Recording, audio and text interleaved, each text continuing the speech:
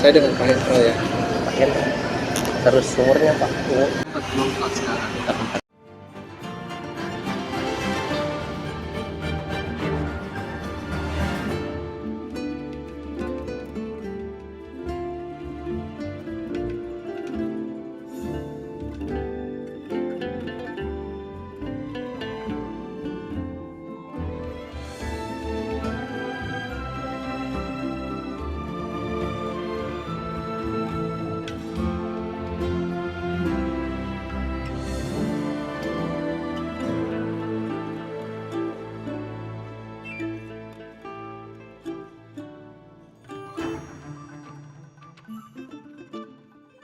Masuk lagi. Di sini di Kelenteng Sienma saya kebetulan sebagai wakil ketua humas. Tugas untuk menjelaskan, ada butuh penjelasan, kayak kalian butuh studi banding kayak begini, biasanya saya handle.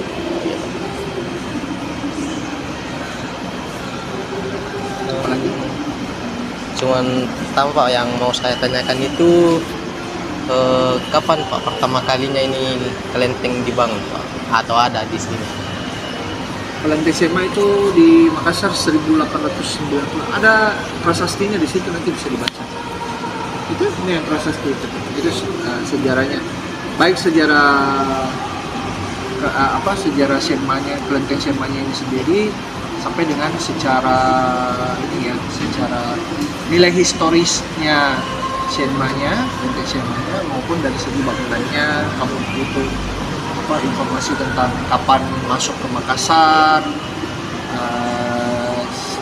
siapa yang bawa dari Tiongkok masuk ke Makassar, terus kapan mulai pemudara, kapan diresmikan, informasinya semua sudah prasasti. Bisa dipoto orang? Bisa. Jadi biar sudah langsung jelas, tahu secara otentik langsung di situ. Nggak pakai ingatan saya lagi. Terus Pak, bagaimana kelenteng Sienma ini Pak digunakan dalam kehidupan sehari-hari Pak? Kelenteng Sienma ini kan merupakan salah satu sarana atau tempat di mana melestarikan budaya. Iya. Selain budaya juga sebenarnya menjadi sarana untuk peribadatan secara ritualnya. Ada 3 ajaran di sini. Ada agama Buddha, Konghucu dulu ya. Pertama Konghucu, terus kemudian Taoisme dan agama Buddha. Karena kalau agama Buddhanya sendiri itu sebenarnya kan ada tempat ibadahnya sendiri, wihara. Nah, kalau kelenteng ini kan karena memang dibawa dari Tiongkok. Agama Buddha kan juga masuk ke Tiongkok. Nah, perpaduan dari 3 ajaran ini oleh orang-orang Tionghoa dibawa datang ke Indonesia. Gitu. Nah, dijadikan sebagai sarana peribadatan secara ritual dan juga sebagai sarana untuk melestarikan budaya. Karena kayak contoh barusan, ya kan kita habis melakukan festival budaya Arakan Dewa, Cap Gome Februari yang barusan kan ya, 2 minggu lalu lah. Terus apa ada kayak kegiatan khusus yang biasa rutin di? Kalau rutin ya, kegiatan rutin peribadatan ritualnya itu setiap tanggal 1 dan tanggal 15 penanggalan bulan, penanggalan Imlek. Penanggalan Imlek itu menggunakan penanggalan bulan. Jadi dia bukan menggunakan penanggalan matahari Masehi. Gitu. Jadi dia memang ada selisih. Gampangnya tinggal lihat bulan baru sama bulan purnama. Nah itu kita punya jadwal ini. Terus selain itu juga sudah ada jadwal hari-hari besar dewa ataupun dewi, hari lahirnya kah atau hari mendapatkan istilahnya ya memperingati lah hari lahirnya dewa atau dewi.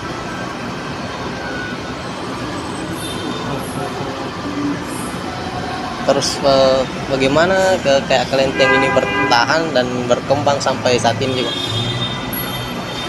Dalam pengertian apa nih pertanyaan? Bertahan dan berkembang dari aspek bangunannya sama penyebaran agamanya.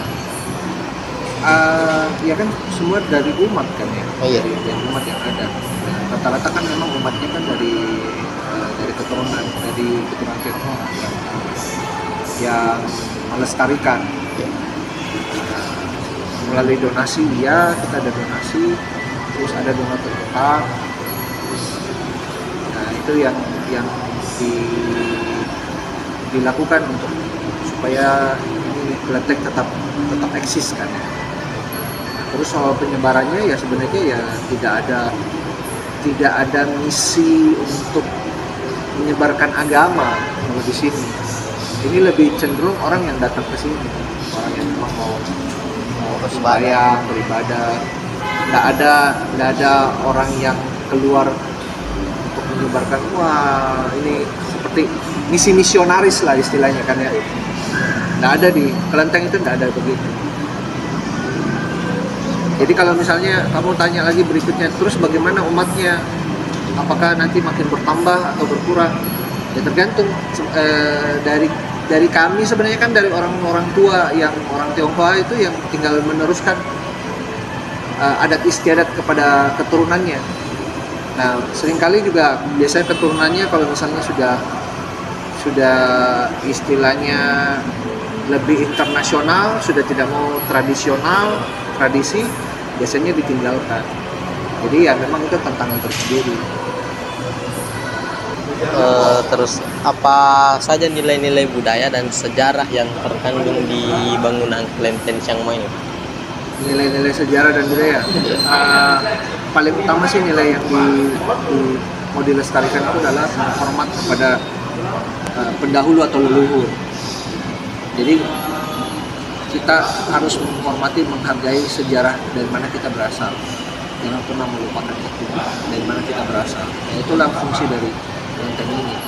Terus sebagai yang diajarkan juga nilainya adalah senantiasa kita selalu bersyukur, dan juga menjadi sebagai sarana permohonan, karena orang Tionghoa itu sebenarnya sederhana permohonannya, dua aja: bahagia, banyak rezeki.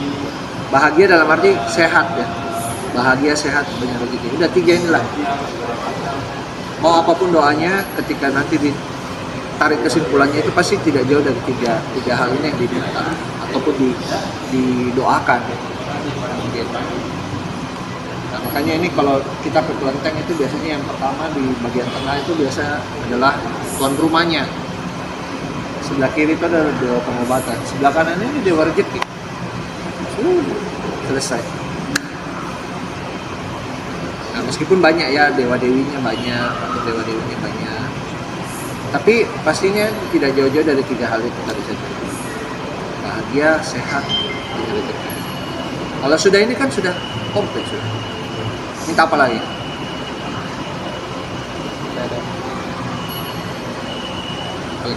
Terus bagaimana kelenteng Chiang Mai ini berkontribusi dalam melestarikan warisan budaya Tionghoa di Makassar? Ya salah satunya ya itu tadi yang saya bilang, saya ulang lagi yang mengenai kegiatan. Nah itu kan satu kegiatannya tuh ya. Terus kemudian biasanya di malam persiapan, malam menyambut Imlek juga ada biasanya kelenteng orang sembahyang sampai malam, sampai dini hari. Kemudian juga melakukan banyak kegiatan-kegiatan yang berkaitan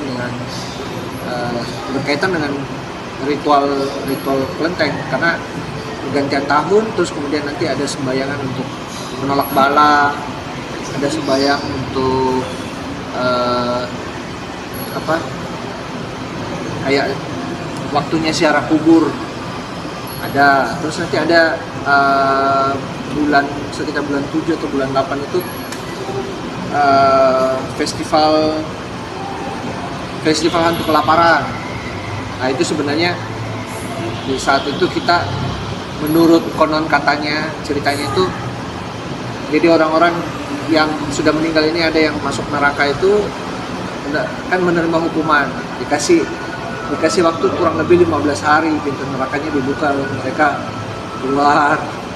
Nah pada saat itu ya kita sembahyang arwah istilahnya.